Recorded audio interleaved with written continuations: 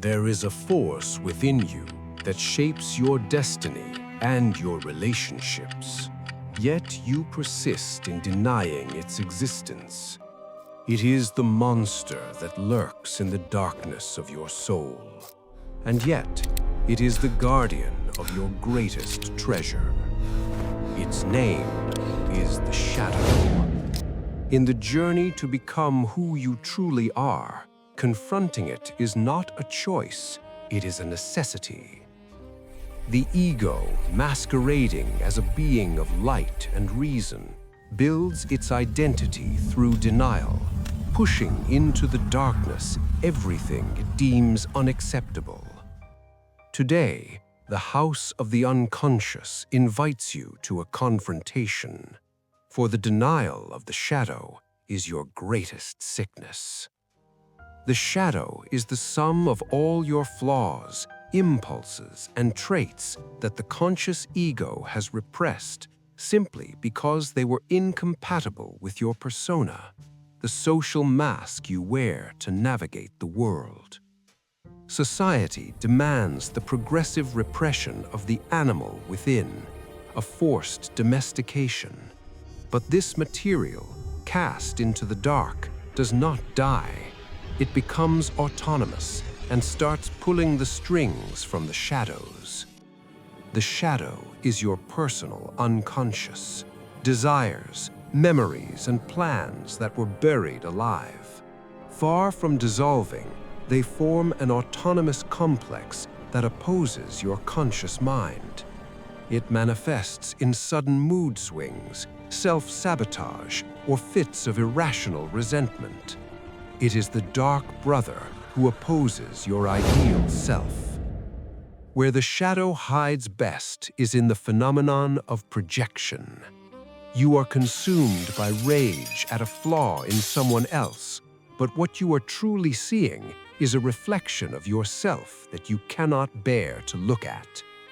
The individual, unable to accept their own darkness, transfers it to the outside world. You point your finger in self-righteous indignation at the neighbor's arrogance or the politician's corruption. But the unconscious whispers, the flaw you despise so much is your own. On a social level, the collective shadow is projected onto the other, who becomes the enemy. Fanaticism is merely the mass denial of one's own inner darkness. Projection is therefore an invitation to self-knowledge disguised as hatred. What you criticize most in the world is what you most need to embrace in yourself. But listen closely. The shadow is not merely a dungeon for your demons. It is also the reservoir of your vital and creative force, your unlived potential. In the effort to be good and civilized, you repressed your instinct for power, your sexual spontaneity, and the drive to create. That is the energy you fear, yet it is vital for your existence. The integration of the shadow is the ultimate ethical act. It is not about surrendering to evil, but reclaiming the power and awareness of who you are. The man who does not confront his shadow loses his wholeness. Ironically, he allows his lower self to act without control. Denial is the subtlest form of slavery. Confronting the shadow is the first and most painful step in the process of individuation. It is the acceptance of your total self, light and darkness combined, the union of opposites. Only by saying yes to your shadow do you free yourself from neurosis and become whole, empowered for the next stage of the soul's journey.